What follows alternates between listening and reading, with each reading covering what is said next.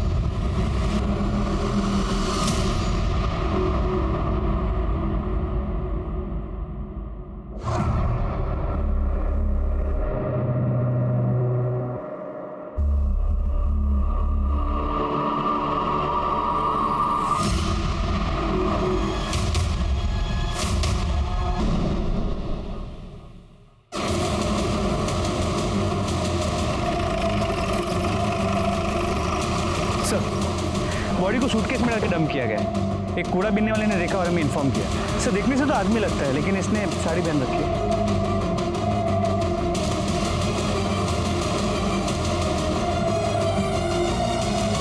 इनमें से कोई इसे पहचानता है? नहीं सर।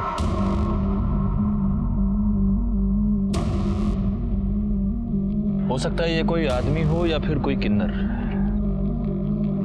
सवाल ये है कि इसे इस तरह से मारकर यहाँ पर डंप किसने किया है, और अगर ये आदमी है तो इसने ऐसा हुलिया क्यों बना के रखा है। अगर ये किन्नर है तो ये हो सकता है कि आपस में कोई लड़ाई हो गई हो और उसी में उसकी जान चली गई हो। ये लोग प्रोस्टिट्यूशन में भी इन्वॉल्व होते हैं, हो सकता है उसी चक्कर में किसी ने मार दिया हो। गायकवाड़, ये फूल देख रहे हो? लगता है मरने से पहले इसने कोई पूजा वूजा की है। आसपास कुछ मिला मर्डर वेपन वगैरह? नहीं सर। गायकवाड़ तुम एक काम करो, यहाँ आसपास के जितने भी पुलिस स्टेशन हैं वहाँ ये पता करो कि किसी आदमी या किन्नर की कोई मिसिंग रिपोर्ट फाइल हुई है क्या। सर इसे इस तरह मारकर सूटकेस में यहाँ पर कोई डंप क्यों करेगा?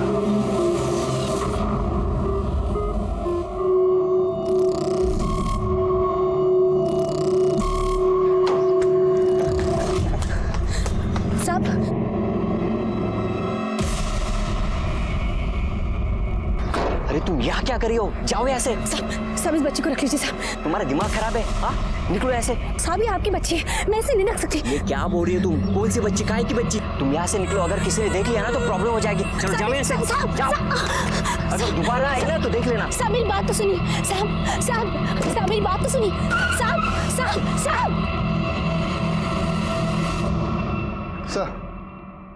सर जहां हमें बॉडी मिली है उसके आगे एक सीसीटीवी कैमरा है, लेकिन सुबह होने तक वहां से 300 से ज्यादा गाड़ियां क्रॉस कर चुकी थी। मैं जानता हूँ ये काम थोड़ा टीडियस है राणे, लेकिन फिर भी उस सीसीटीवी फुटेज को बार बार चेक करो और उसमें से हर गाड़ी के बारे में पता करो। सर मैंने सूटकेस के बारे में पता करने की कोशिश की पर पता नहीं चला क्योंकि वो पुराना सूटकेस था। कोई मिसिंग कंप्लेंट? नहीं सर, अभी तक तो नहीं। हमने उसकी फोटो सर्कुलेट की है और हम सारे पुलिस स्टेशन में पता कर रहे हैं। सर बॉडी की पोस्टमार्टम रिपोर्ट। रिपोर्ट से पता चलता है कि वो बॉडी एक लड़के की है। मौत का समय कल दोपहर 4 और 6 के बीच किसी तेज धार वाली ऑब्जेक्ट से उस पर वार किया गया था, 2 स्टैब वुंड्स, लेकिन उसे मारने से पहले उसे बुरी तरह मारा पीटा गया। हमारे सारे खबरियों को काम पर लगा दो, आखिर पता तो चले कि एक लड़का लड़की बनकर क्यों घूम रहा था।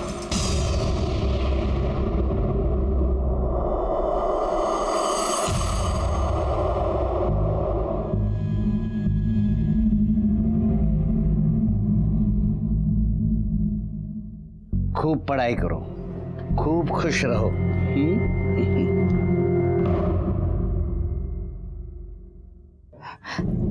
चांदबी, देखना रेशमा का फोन नहीं लग रहा और कल रात से आई भी नहीं है वो। अरे छोड़ना, वो भाग गई होगी। वैसे भी वो मुझे सही नहीं लग रही थी। और हाँ, तुझे बताती हूँ मैं, वो तो मुझे जन्म से किन्नर भी नहीं लगती थी। वैसे वो मिली कहाँ थी तुझे?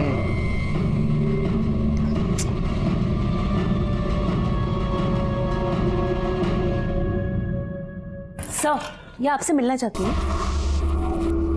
बैठिए। साहब, वो परसों से मेरी दोस्त रेशमा लापता है और उसी दिन से उसका फोन भी बंद आ रहा है। रेशमा की कोई फोटो है आपके पास? है ना साहब? साहब,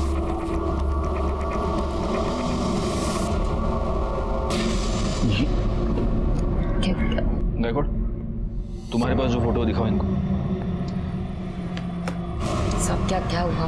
देखिए ये फोटो।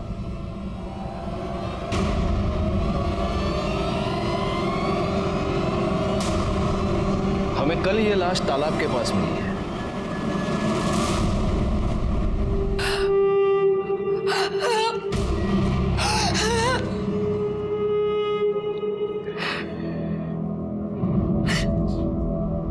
क्या तुम ये जानती थी कि रेशमा एक लड़की नहीं लड़का है?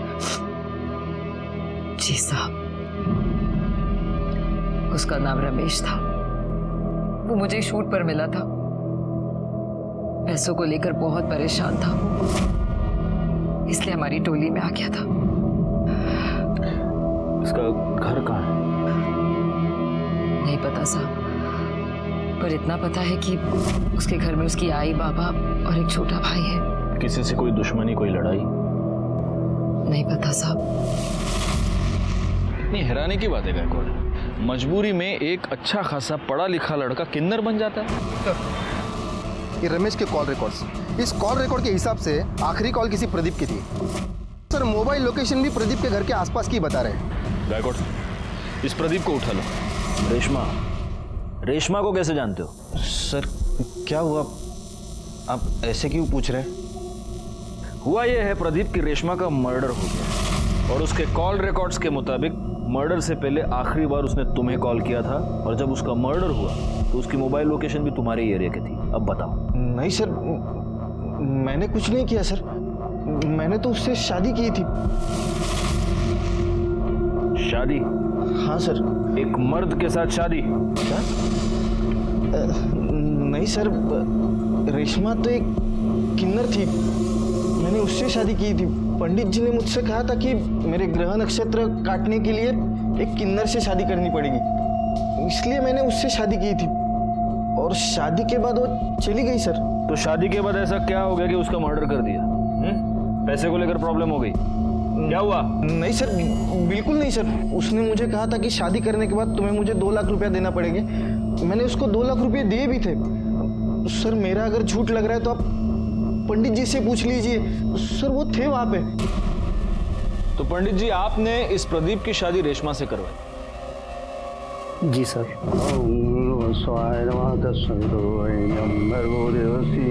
और शादी की विधि संपन्न होते ही मैं भी वहां से चला गया और रेशमा भी मेरे पीछे पीछे चली गई थी। हाँ सर, वो रेशमा मेरे घर से निकल गई थी सर, फिर मुझे पता नहीं वो कहाँ चली गई। उसके मोबाइल लोकेशन के मुताबिक काफी देर तक वो तुम्हारे एरिया में ही थी। पता नहीं सर। सच बोल, कहीं ऐसा तो नहीं कि तेरा उसके साथ किसी बात से झगड़ा हो गया और तूने उसका मर्डर कर दिया? नहीं सर, सर मैं क्यों झगड़ा करूं उसके साथ? सर वो लोग तो ऐसे ही छोटी छोटी बात पे आपस में लड़ते झगड़ते रहते थे।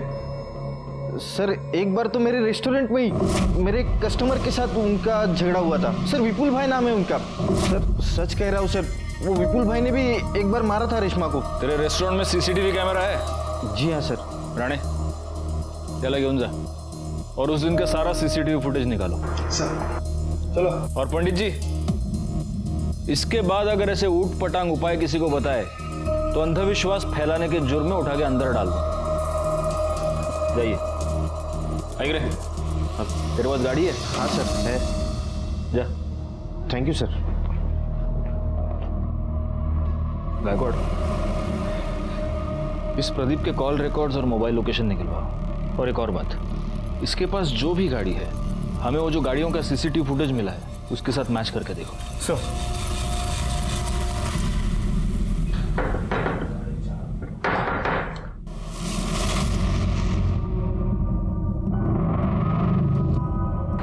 तुम यहाँ क्या कर रही हो? सब अपनी बच्ची को रख लो, मैं नहीं रख पाऊंगी। अरे काहे की बच्ची, मरवाओगी क्या? चल निकल। सब मेरी बात तो सुनो। आनंद, आनंद, कौन था? कोई नहीं, तुम जाके चाय बनाओ। हाँ लेकर आती।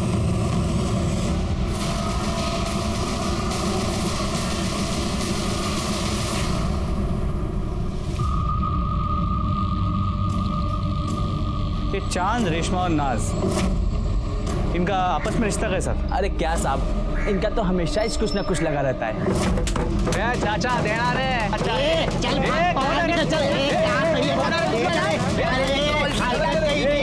हलकट किसको बोल रहे थे? तू अपना काम करना। मर्द होकर या तालियां बजाता है।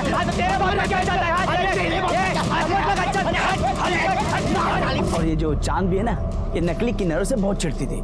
और रेशमा और नाज ये भी आपस में लड़ते थे। अरे काहे का झगड़ा साहब, इनके तो बीच चुम्मा चाटी लग रही थी। मैं खुद कई बार देखी। चांद भी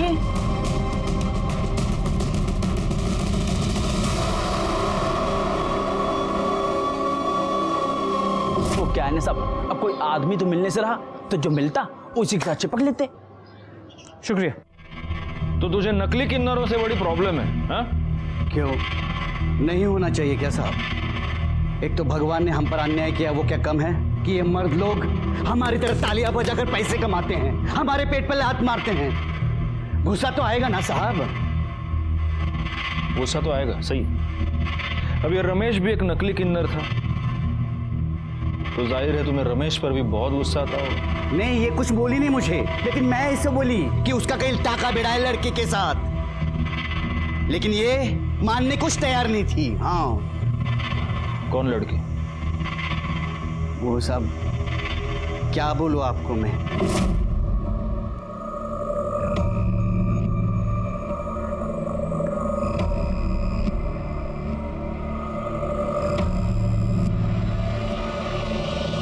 साहब जब मैं वहां गई ना, उससे पहले वो चली गई थी। वो अगर मिलती ना तो वहीं के वहीं उसका सच झूठ खुलवा देती। हाँ।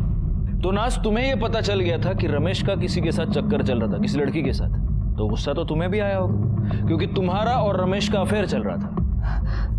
नहीं साहब। झूठ मत बोलो, मेरे पास गवाह है।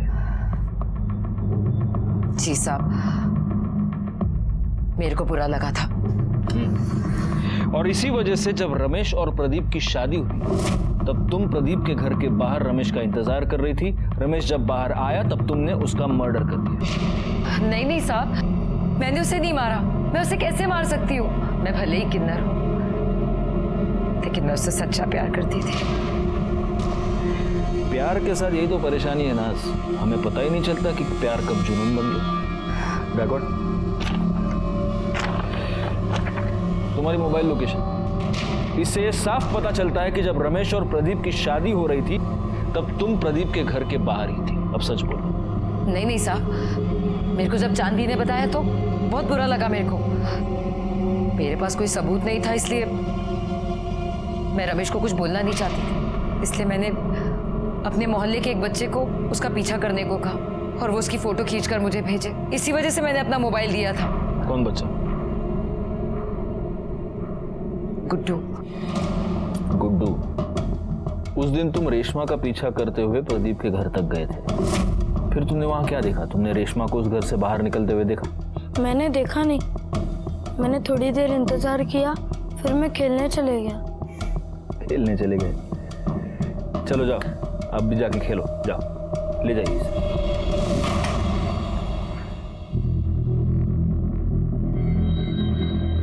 या तो नाज ने इस बच्चे को सचमुच अपना मोबाइल दिया था, या फिर वो इस बच्चे से झूठ बोलवा रही है। सर, प्रदीप की कार का नंबर उस दिन वहां जितनी भी कार्स थी उनसे मैच नहीं कर रहा, और सर उसका मोबाइल लोकेशन उस एरिया का नहीं है।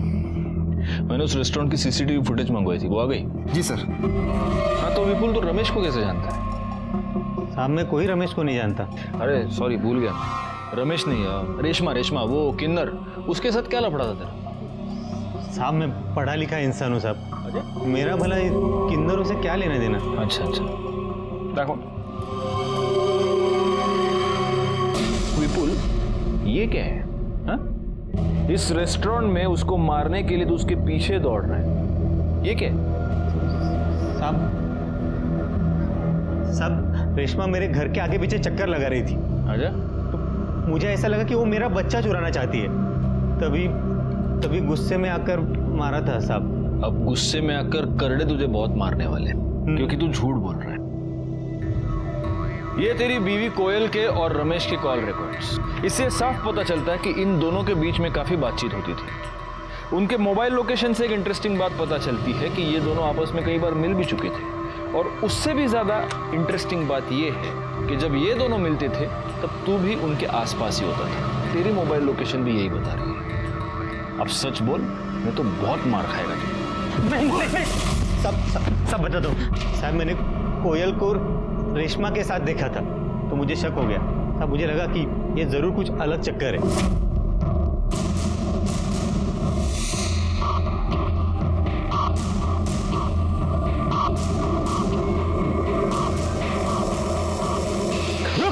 रुक। देख मैं जानता हूं तेरा मेरे बीवी के साथ कुछ तो चल रहा है। देख मुझे नहीं जानना वो तेरे जैसे के साथ क्या कर रही है। प्यार करता है उससे? बोल ना, प्यार करता है उससे? बोल। हाँ तो लेके जा, हाँ लेके जा उसको।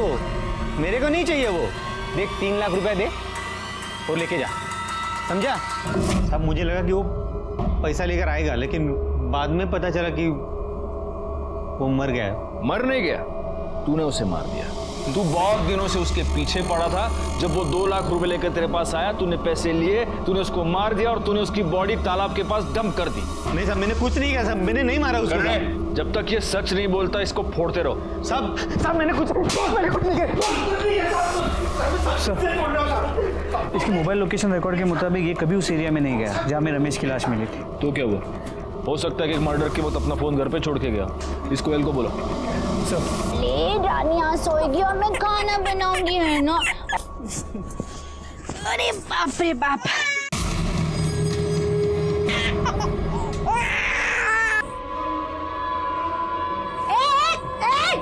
क्या कर रहे? हाँ? मारी डालूंगा आज इसे। पूरा का पूरा तमाशा ही खत्म। छोड़ मेरी बेटी को। तेरी बेटी कहाँ करवा के आई? चले मार डालूंगा। ताई बचा।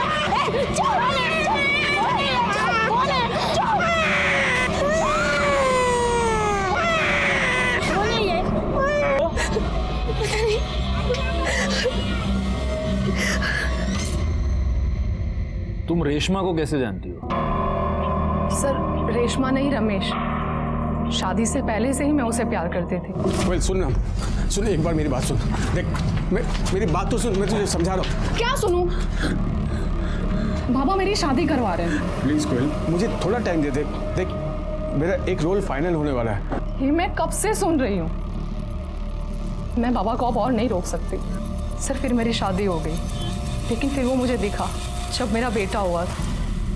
सर मैं आपको बता नहीं सकती कि उसे वैसे वहां देखकर मुझ पे क्या गुजरी थी। सर वो मेरे पीछे पड़ गया था। वो चाहता था कि मैं सब कुछ छोड़कर उसके साथ चलूं। मैं तुझसे बहुत प्यार करता हूँ, नहीं रह सकता तेरे बिना। देख मैं सब कुछ छोड़ दूंगा, बस तू एक बार हाँ कह दे।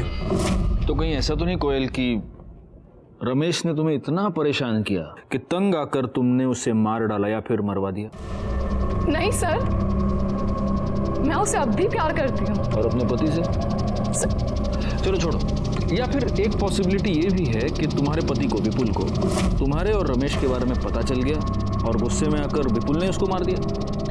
नहीं सर, मैं अपने बच्चे की कसम खाती हूँ। रमेश के घर वालों के बारे में जानती हो?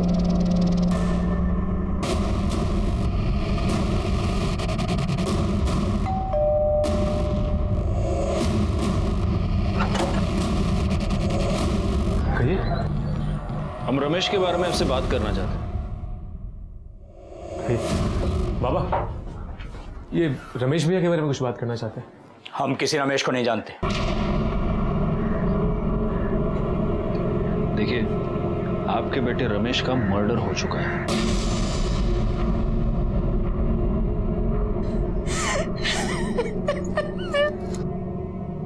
हाँ, तो जो इतना घटिया काम करेगा उसके साथ ये सब तो होना ही था ना।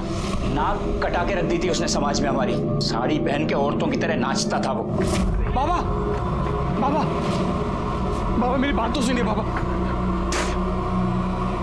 ये है तू? अरे मैंने तो बेटा पैदा किया था, ये कैसे बन गया तू? देखिए, मेरी बात तो सुनिए। बेटा, अरे किसके साथ मुंह काला करके आई थी तू? ये मेरा बेटा तो नहीं हो सकता। बाबा, मैं आप ही का बेटा हूं, लेकिन आपने मुझे कभी अपना बेटा समझा ही नहीं। उन लोगों में शामिल हो गया था वो, और ये बात ऐसी नहीं है जो बहुत दिनों तक छुपती। एक ना एक दिन सबको पता चलना ही था। कहीं ऐसा तो नहीं कि इसी बेइज्जती के डर से आप ही ने उसका मर्डर कर दिया? भाई शपथ, कई बार लगा कि अपने हाथों से उसकी जान ले लूं, फिर लगा कि उसे मारकर खुद को सजा क्यों दूं। सिर्फ इसलिए बच गया वो। भैया बहुत अच्छे थे, उन्हें ना बड़ा हीरो बनना था, लेकिन उनके सपनों ने उनकी जान ले ली। एक आदमी को किन्नर बनने पे मजबूर कर दिया। गायकवाड़, इन सब के कॉल डिटेल्स निकालो। क्या करूं मैं? बोल, खुद मर जाऊं या तुझे मार दूं? क्या करूं?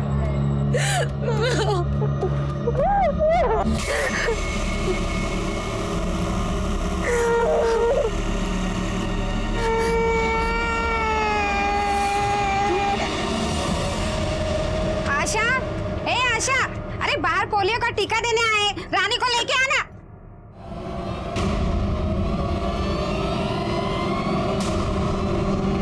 आशा, आशा। सर, रमेश के परिवार वालों के कॉल लोकेशन डिटेल्स आ गए। जहाँ रमेश की बॉडी मिली थी, इनमें से कोई भी वहां भी कभी भी नहीं गया है। और उस एरिया में जितनी भी गाड़ियां उस दिन देखी गई थी, उनमें से किसी का भी इनमें से किसी के साथ कोई भी कनेक्शन नजर नहीं आया। नाज और चांद की मोबाइल लोकेशन भी उस एरिया की नहीं है। एक पॉसिबिलिटी ये है कि जिसने भी ये मर्डर किया है उसने मर्डर करते वक्त अपना फोन कहीं और रखा हो, क्योंकि कैसे है, मर्डर तो हुआ है, अब पता ये करना है कि ये मर्डर किया किसने है।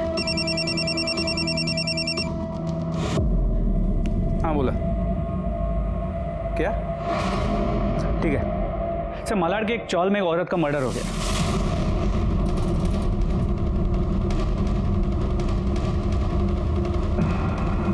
हटिए।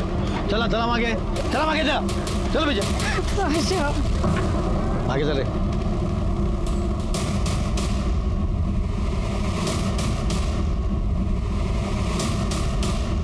आप सब मैं सुबह को इधर आई तो ये मरी पड़ी थी।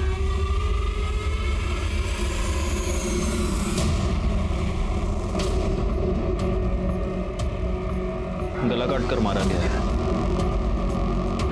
और गले का सारा खून सूख गया है,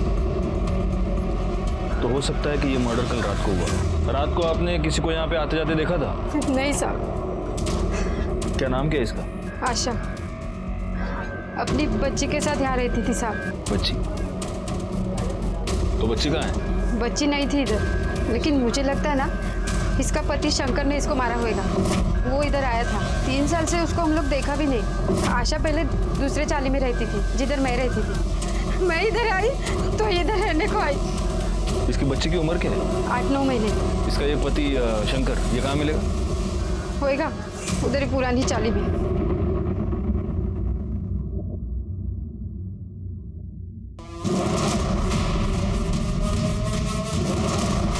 शंकर, हाँ बोलो। तू ही है? हाँ कर दे मसला। अरे साहब क्या करे साहब? साहब कुछ नहीं किया मैंने। साहब कुछ नहीं किया। अरे साहब करड़े थांबा थांबा। इसका रिकॉर्ड 3 साल से दिल्ली जेल में बंद था चोरी के लिए, अभी अभी रिहा हुआ है। साहब जेल का खाना बहुत पसंद है तेरे को, इसलिए वापस वहाँ की बुकिंग करवा रहा है तू? हाँ साहब मैंने उसको नहीं मारा साहब। आपको तो पता है ना मैं 3 साल साहब जेल में था। फिर ये बच्चा कहाँ से आ गया साहब? गुस्सा तो आएगा ही ना साहब। ऊपर से वो छोड़ के भी चली गई साहब। फिर मैं मंदिर गया, एक दिन देखा तो वो वहाँ पे वो झाड़ू पोछा कर रही थी। किसका बाप लेके घूम रही है? तू बता, तू कहाँ था 3 साल तक? मेरा छोड़, मैं जहन्नुम में था। तू ये बता, ये पहले बच्चा कहाँ से आया? तू मुझे छोड़कर चला गया। मेरे पास खाने के लिए पैसे नहीं थे, पैसे के लिए मैंने बच्चा पैदा किया। इसके माँ बाप कोई और है, मैंने सिर्फ पैदा किया इसे। साली झूठ बोलती है। इसके बाप के साथ सोई रहेगी तभी तो ये पैदा हुई ना। वो डॉक्टर किरण करके दी मेरे को ये बच्चा। मैं गधा दिखता हूँ तेरे को? जो कुछ भी बोलेगी मैं सुन लेगा। अब तो ना तू बचेगी ना तेरी ये बेटी। छोड़ छोड़। रुक साले, भागती कहाँ है? रुक। फिर पता नहीं साहब वो कहाँ भाग गई। मैंने उसका बहुत पीछा किया। मैं उसके वो नए चाली में भी गया, लेकिन वहाँ पे साहब उसने बोला कि मैं चोर है। और इसलिए रात को उसके घर में घुसकर तूने उसका मर्डर कर दिया और बच्ची को भगा कर ले गया। बता बच्ची किधर है, बोल। सब सच में मुझे मालूम नहीं है साहब। मालूम नहीं? गायकवाड, डॉक्टर किरण को बोलो आणि करडे खरं बोलत नाही तोपर्यंत फोडून टाकायला। साहब कुछ नहीं किया। डॉक्टर, ये बच्चे का क्या चक्कर है? सर, आशा ने आनंद और उसकी पत्नी पूनम के लिए सरोगेसी करवाई थी। आशा को हुई लड़की और आनंद को चाहिए था लड़का, तो आनंद ने उस लड़की को अपनाने के लिए इनकार कर दिया। हमने भी उसके ऊपर काफ़ी प्रेशर बनाया, क्योंकि लड़का हो या लड़की, सरोगेसी करवाई थी तो अपनाना तो था ही। लेकिन कुछ दिन बाद आशा ने कहा कि अगर वो लड़की को अपनाने के लिए तैयार नहीं है तो वो खुद उस बच्ची को पालेगी, क्योंकि उसका पति उसे छोड़कर कहीं चला गया है। और उस बच्ची में आशा ने अपना सहारा ढूंढ लिया। वैसे हमें ये शक है कि उसके पति शंकर ने ही उसकी जान ली है, लेकिन आपको कुछ और सस्पिशियस नजर आया इस केस में? अब कुछ दिनों से वो आनंद के पीछे पड़ी थी कि वो अपनी बच्ची को अपना ले। मेरे पास भी आई थी कि मैं आनंद के ऊपर प्रेशर बनाऊं। काफ़ी डरी हुई लग रही थी और बार बार एक ही बात कह रही थी कि मुझ पर जान का खतरा है। ये आनंद कहाँ रहता है?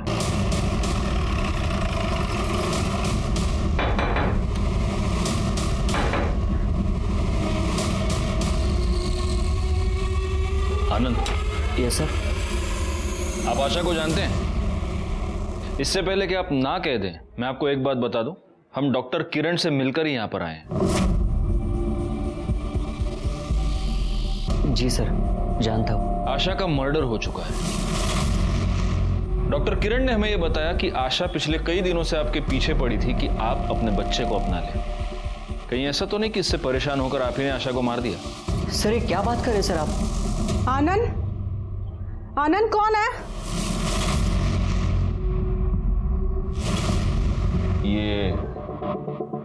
ये बच्चा किसका है? सर ये वही आशा की बच्ची है। क्या? हाँ सर, इन्होंने तो कई बार मना कर दिया था बेटी के लिए, उसके बाद तो हम बच्चा नहीं कर पाए। मैं कई बार गई थी आशा के पास इस बच्ची को देखने के लिए। भले ही सर मैंने इसको जन्म ना दिया हो, लेकिन ये है तो मेरी बेटी सर। लेकिन ये बच्ची आपके पास आई कहाँ से? वो सर कल रात को मैं आशा के घर गई थी।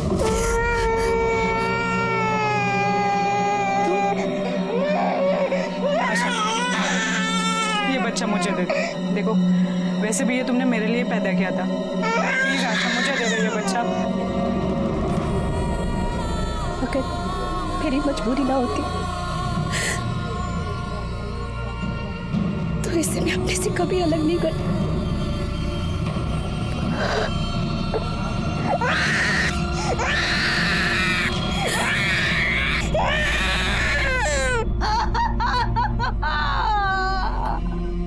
इसका मतलब हो सकता है कि आपके वहां से जाने के बाद वहां पर कोई और आया। हो सकता है सर कोई आया होगा। तुम तो ये बेटी चाहते नहीं थे, फिर अचानक से मन कैसे बदल लिया तुमने? क्या करता सर, ये जिद पे अड़ी थी। कहीं ऐसा तो नहीं कि बीवी की जिद के आगे झुककर तुमने बच्ची को तो अपना लिया, लेकिन फिर गुस्से में आकर तुमने आशा का मर्डर कर दिया? सर नहीं सर, मैंने उसका मर्डर नहीं किया सर। बैकआउट, इसको ले चलो साथ में और इसके सारे डिटेल्स भी निकालो। सर नहीं नहीं सर, नहीं सर, सुनिए सर, कहाँ लेके जा रहे हैं सर? सर, आशा की पोस्टमार्टम रिपोर्ट, उसे चाकू से मारा गया और इसके कॉल रिकॉर्ड्स। सर, इसके अलावा पूनम के कॉल डिटेल से पता चला है कि आशा के मर्डर वाली रात उसके मोबाइल की लोकेशन आशा के घर के पास की थी, लेकिन उसके पति आनंद की मोबाइल की लोकेशन वहाँ की नहीं थी।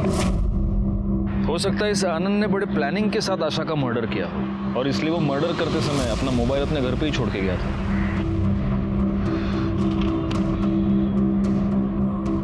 एक मिनट गायकवाड़, ये देखो 12 फरवरी को आशा की मोबाइल लोकेशन उस तालाब के पास थी। उसी तालाब के पास हमें 13 फरवरी को रमेश की लाश मिली थी। तो आपको क्या लगता है ये दोनों केसेस कनेक्टेड हैं? चेक करने में क्या जाता है, एक काम करो, इन दोनों केसेस से रिलेटेड सारे कॉल डिटेल्स, सारे मोबाइल लोकेशंस दोबारा चेक करो। हो सकता है इन दोनों में कोई कनेक्शन हमें मिल जाए।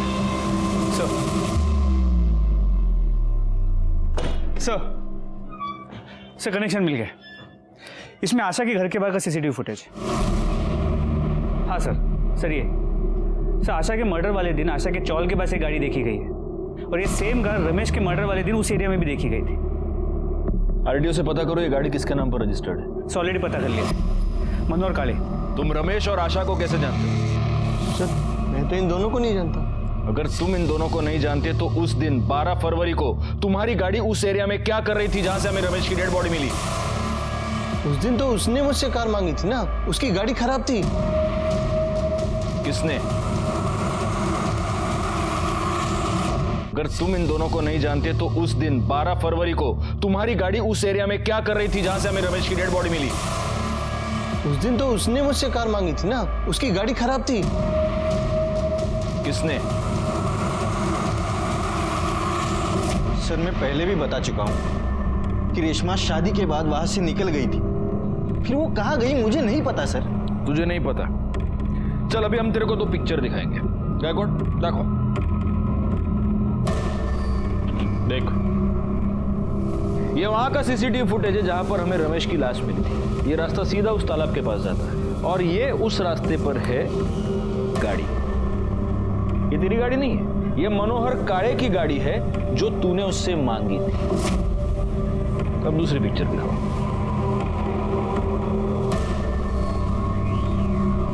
देख ये आशा के चौल, मेरे को नहीं इधर देख, आशा के चौल के बाहर की सीसीटीवी फुटेज। यहां पर भी तेरी गाड़ी मौजूद है। तेरी मतलब मनोहर काळे की गाड़ी जो तूने उससे मांगी थी। जहां पर हमें रमेश की डेड बॉडी मिली वहां पर भी ये गाड़ी, आशा के चौल के बाहर भी ये गाड़ी और उसके बाद आशा की भी मौत हो गई। अब बोल। नहीं सर, ये सर मारो सर सब बताता हूँ सर। मुझे लगा था कि रेशमा भी नाज और चांद जैसी ही है, इसलिए मैंने उससे शादी कर ली थी। उसके बाद पंडित जी वहां से चले गए, फिर रेशमा भी जाने लगी, तब मैंने उसे रोक लिया। 1 मिनट रेशमा, हाँ तू कहाँ जा रही है? शादी हो गई? शादी हुई है, अभी तो सुहागरात भी बाकी है। क्या सुहागरात? हाँ सुहागरात की कहाँ बात हुई थी? ये देख मेरा मंगल बहुत भारी है और पंडित जी ने मुझे साफ साफ कहा है कि जब तक मैं सुहागरात न मना लूं तब तक मेरे ग्रह नहीं कटेंगे। और मैं आज तेरे साथ सुहागरात मनाऊंगा ना, तब जाके मेरी कल ज्योति से शादी हो सकती है। ज्योति से तेरी शादी हो ना, लेकिन मैं ये सब नहीं कर सकती।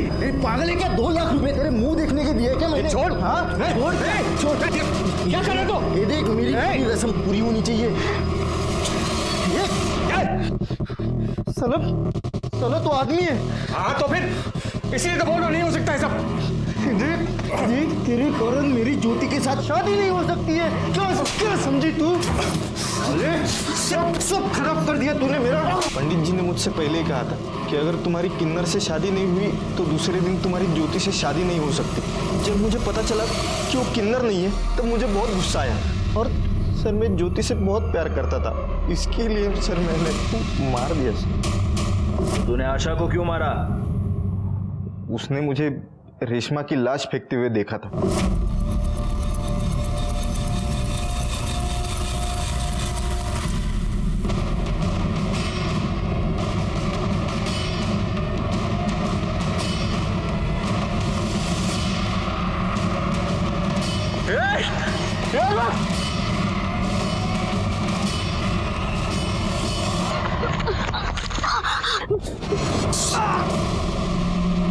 और उस दिन वो मेरे हाथ से बच गई। एक दिन वो मुझे मंदिर में दिखाई दी, फिर मैंने उसका पीछा किया और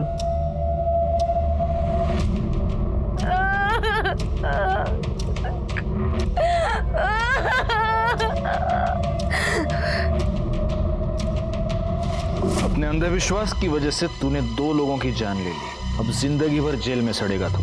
गायकवाड़, चार्जशीट फाइल करो और उठा के डाल दो इसको अंदर। प्रदीप को रमेश और आशा के मर्डर के जुर्म में सजा मिली, केस सॉल्व हो गया। लेकिन इस केस में सोचने वाली बात यह है कि अपने हालात से हार मानकर जब रमेश ने किन्नर बनने का फैसला किया, तब क्या उसे अपने इस डरावने अंत की दस्तक नहीं मिली थी?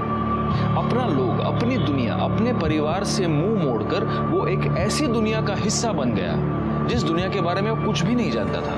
वो नाज से प्यार करने लगा था, इसमें कोई भी बुरी बात नहीं थी। लेकिन अपनी हकीकत से मुंह मोड़कर इतना बड़ा कदम उठाने से पहले उसे ये सोच लेना चाहिए था कि कुछ रास्तों पर चलकर वापस आना बहुत ही मुश्किल होता है। खैर, मैं सीनियर इंस्पेक्टर राजेश जाधव आपसे विदा लेता हूँ। दोबारा मिलूंगा, तब तक सतर्क रहिए और देखते रहिए क्राइम पेट्रोल दस्तक, क्योंकि मकसद बताना नहीं, बचाना है। जय हिंद।